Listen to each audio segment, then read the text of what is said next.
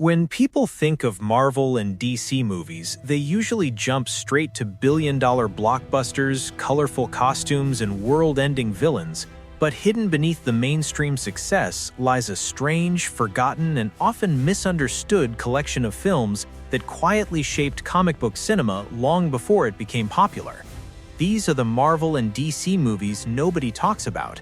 Movies that were ahead of their time, misunderstood on release, or simply buried by history.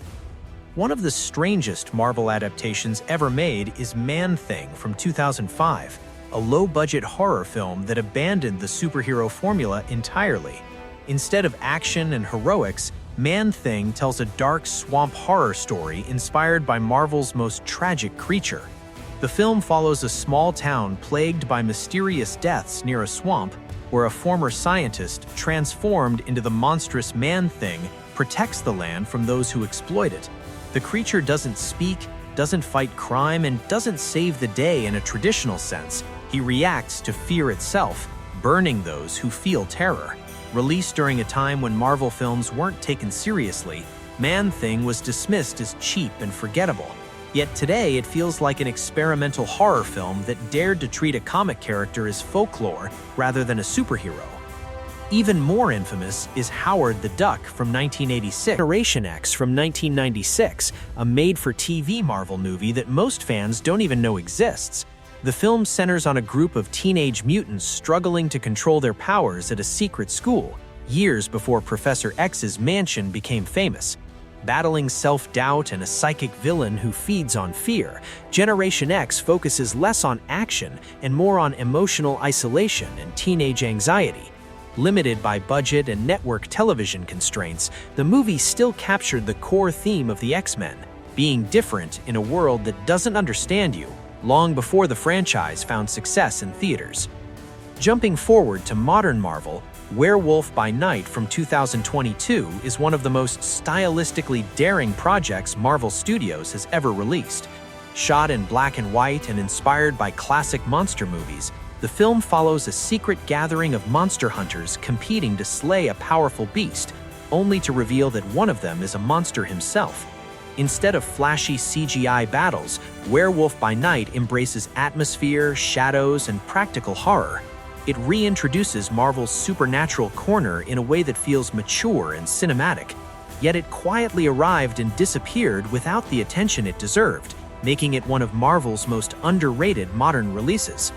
Another forgotten Marvel project is Nick Fury, Agent of S.H.I.E.L.D. from 1998, starring David Hasselhoff in a surprisingly faithful portrayal of the iconic spy.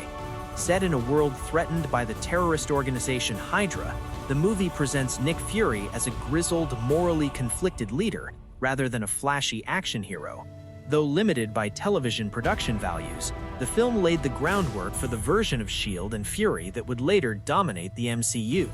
Long before Samuel L. Jackson made the role legendary, this version proved that Nick Fury could carry a story on his own.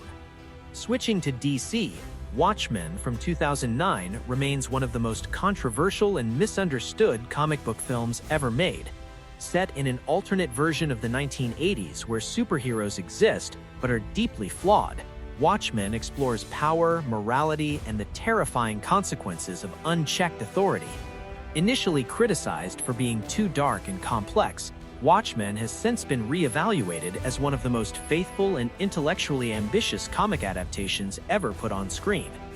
Equally stylish but far less appreciated is The Spirit from 2008, a visually bold neo-noir adaptation of Will Eisner's classic comic.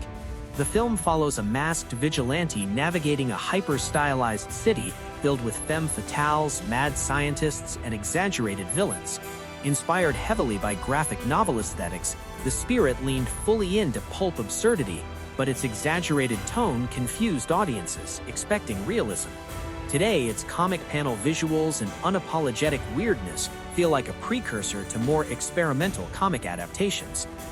Long before comic book movies were respectable, Swamp Thing from 1982 dared to exist. Directed by Wes Craven, the film tells the tragic story of a scientist transformed into a plant-based creature after a lab sabotage. While the effects were primitive, the film treated the monster with surprising sympathy, blending romance, horror, and environmental themes. Swamp Thing proved that comic book movies could explore tragedy and emotion, even when Hollywood wasn't ready to take them seriously. Though often overlooked as a comic adaptation, Red from 2010 is technically based on a DC comic and stands as one of the most entertaining non-superhero comic films ever made. Following retired CIA operatives forced back into action, Red mixes action, humor, and commentary on aging heroes who refuse to fade away. With sharp performances and grounded stakes, it showed that comic book stories don't need capes or superpowers to be compelling. Finally, Road to Perdition from 2002 is perhaps the most shocking entry on this list because many people don't even realize it's a comic book adaptation. Based on a DC graphic novel, the film is a somber crime drama following a mob enforcer and his son on a journey of revenge and survival during the Great Depression. With haunting cinematography and emotional depth, Road to Perdition proves that comic book stories can exist entirely outside the superhero genre, while still delivering powerful storytelling. These forgotten Marvel and DC movies may not have shattered box office records, but they pushed boundaries, experimented with tone, and laid the groundwork for the comic book renaissance we see today. They remind us that the genre didn't become great overnight. It evolved through risks, failures, and misunderstood gems that deserve to be remembered.